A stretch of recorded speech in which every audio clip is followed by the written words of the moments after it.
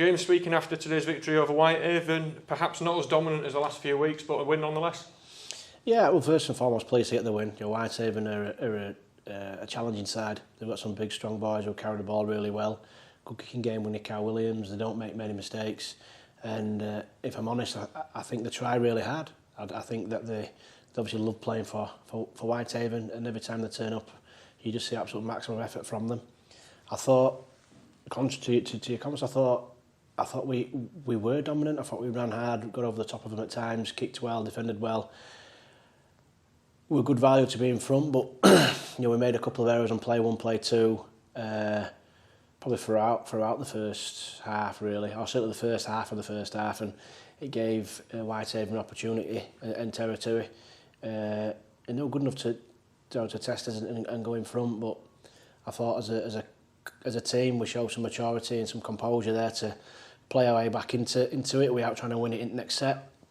And I think the 3 or 4 sets really well managed by Brendan and Liam, kicked well, defended well, and on the back of that, I think 7 or 8 completions, we scored a couple of tries and went in at half time in front. Second half similar. I thought there were patches of the second half where we were really good and obviously put the game to bed, but then there were elements where we were chasing too big a scoreline, and then we come up with some errors and took some passes on and gave Whitehaven opportunities that we shouldn't have done. We'll have a look at it and we'll aim up being better. There's a lot of threat in your team, isn't there, at the minute? You could see it out there today when it got to the centres, especially in Edwards and Glover. They carry a lot of danger out there.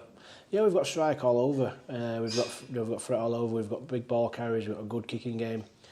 But we've just got to keep chasing minor improvements. I'm not asking for perfection. I don't know if that's healthy or not, but I'm just asking for them to be a little bit better each week, individually and collectively. And today, for one reason or another, I don't think we were. But pat on the back to the lads. We set a goal 3 from 3 and they've nailed it.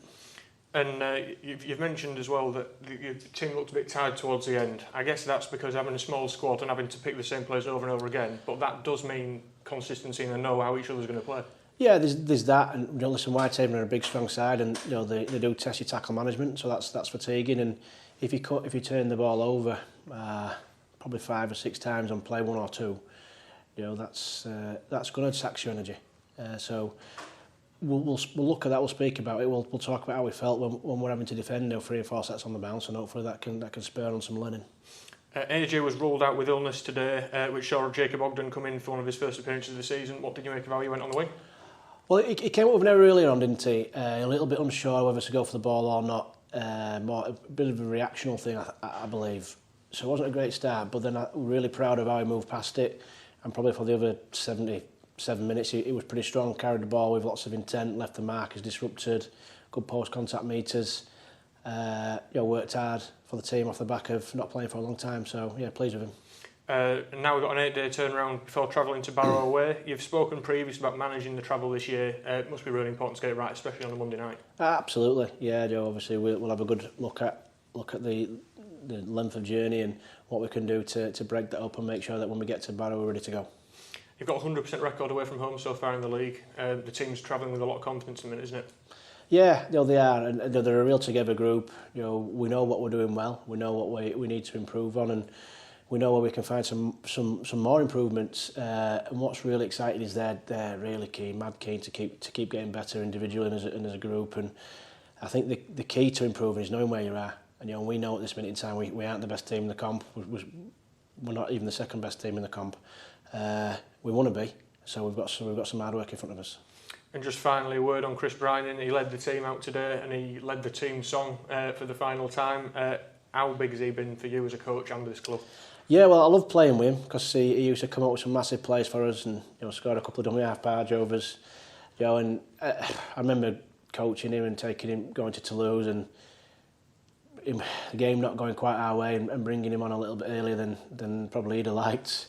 He just turns the game back our way. He's just been a sensational player for York. Challenged team with his speed and his power and his strength. He's scored an awful lot of tries, some really important tries, and on the back of that, in his day, he's been a fine defender too. He's folded quite a number of people. We'll miss him. I've said that before. I'll miss him personally. I hope he enjoys retirement, but he could be the new Andy Ellis. You never know.